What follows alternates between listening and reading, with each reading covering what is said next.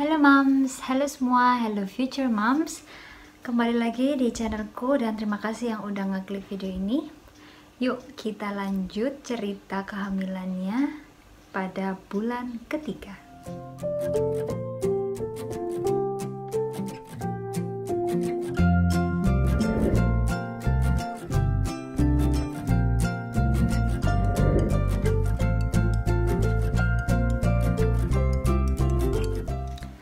So, bulan pertama, bulan kedua udah ada di video sebelumnya, jadi jangan lupa dicek. Saya melakukannya pada hari yang sama sih sebenarnya video ini, cuman harus lihat contekan dulu karena sekarang udah 8 bulan dan 3 bulan itu udah kayak 5 bulan yang lalu, jadi udah lupa-lupa inget apa yang terjadi pada bulan ketiga itu. Nah, pada bulan ketiga awal itu saya baru tes hamil pakai tes pack. Karena bulan pertama, bulan kedua nggak ada tanda-tanda atau gejala-gejala yang signifikan. Karena orang-orang bilang kan, aduh kalau hamil tuh mual, muntah lah, terus dadanya kerasa gede, bengkak, terus perut emang belum terasa gede sih, cuman rasanya yang males, capek, sama apa sih. Dan saya nggak ngerasain itu semua gitu loh. Capeknya juga wajar, mualnya juga biasa aja, cuman emang tiap hari agak mual gitu, jadi saya kiranya ya udah masuk angin biasa. Akhirnya awal bulan ketiga tes dan saya agak kaget juga karena hasilnya positif, karena saya kira ini kayaknya masuk angin tapi kok keterusan gitu. Oh jadi ternyata hamil beneran gengs. So di bulan ketiga ini saya baru tahu kalau hamil, dan ternyata sebelumnya saya tuh udah booking tiket ke Indonesia. Jadi tiket udah booking, terus baru tahu hamil. So mau nggak mau ya harus pergi dong ke Indonesia, karena pulangnya juga cuma setahun sekali dan tahun ini juga ada acara khusus. Jadi mau nggak mau harus pulang.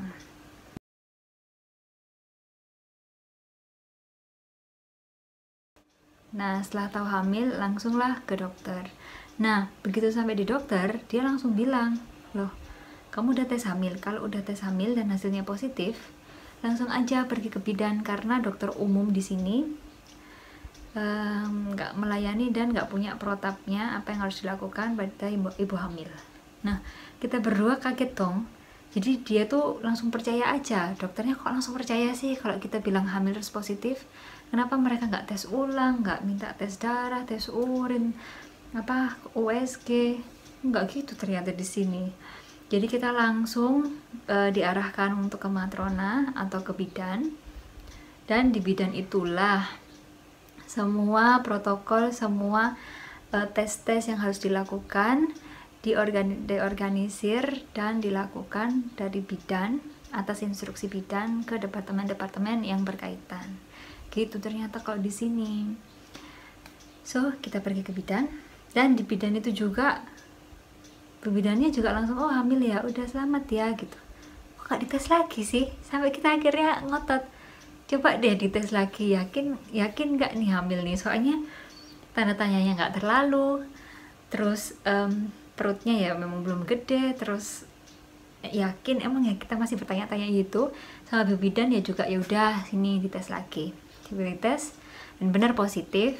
Ya udah kita berdua tenang dan yakin kalau emang benar-benar hamil. Kan banyak nih ya di internet yang hamil positif palsu, terus ada yang hamil tapi nggak ada janinnya, terus atau hamil terus tiba-tiba keguguran gitu, padahal habis tes positif terus keguguran.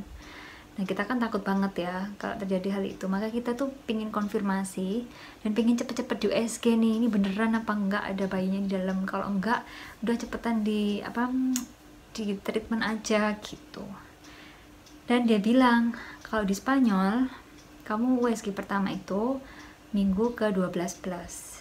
Jadi sekarang kamu masih minggu ke 10, kita nggak bisa kasih itu.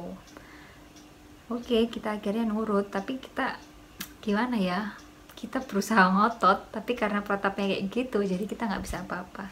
Ya udah, akhirnya dikasih vitamin, dikasih jadwal USG, dan kita pulang. Nah, setelah dari bidan itu, di bulan ketiga ini yang benar-benar kerasa gejalanya hamil nih, baru menyadarinya.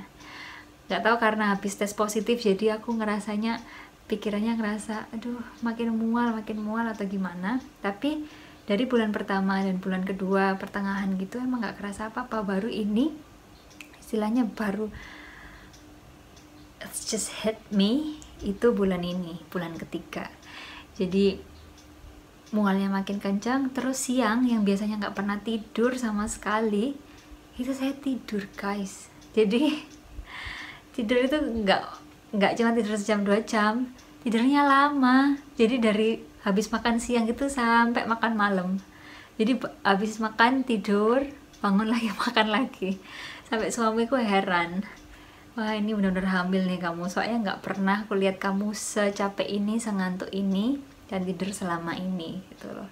Karena biasanya ada aja ngapain, ngerjain apa, jalan. Aduh, tapi waktu pertama hamil tuh bener rasanya semuanya berat. Terus kalau mual itu jalan kaki ya, kita jalan-jalan keluar tuh tiba-tiba mual gitu aja, nggak ada bau apa, tiba-tiba nggak enak, pingin muntah, tapi ya nggak bisa muntah juga, cuman kerasa mual gitu aja, cuman gitu. Untung sih, kalau nggak siapa yang bersihin nanti muntahnya. Jadi itu yang saya rasakan. Jadi mungkin agak aneh juga ya, mungkin kalian ngerasanya aku hamil bulan pertama kedua tuh udah muntah-muntah berat, nggak bisa makan ini, nggak bisa makan itu, bau ini sedikit muntah, bau itu sedikit muntah. Itu nggak terjadi sama saya guys. Ini kehamilan pertama, jadi nggak bisa bandingin sama yang lain, dan saya tahu tiap ibu itu bawaannya dan tiap bayi itu bawaannya beda. Jadi gejala apapun itu masih dalam range normal, kecuali ada yang terlalu ekstrim ya, sampai berdarah-darah lah, sampai mual, sampai apa yang berlebihan, sampai nggak ada energi, sampai ini, nah itu baru harus periksa ke dokter. Cuman ya itulah, bersyukur juga ternyata walaupun tanda-tandanya nggak terlalu heboh, ternyata kehamilan itu bener terjadi adanya. Oke, itulah cerita dari bulan ketiga yang mengakhiri dari kehamilan trimester 1. So, itu dulu cerita untuk hari ini. Untuk selanjutnya, bulan keempat, yaitu masuk ke trimester 2, akan lanjut ke video selanjutnya. Oke, makasih yang udah nonton, dan jangan lupa untuk subscribe, share, dan like video ini. Juga boleh komen di bawah gimana ciri-ciri tanda-tanda kehamilan kalian, gejalanya gimana, sama nggak yang saya alami atau lebih parah. Oke, sampai ketemu di video selanjutnya, dan kisses from Spain.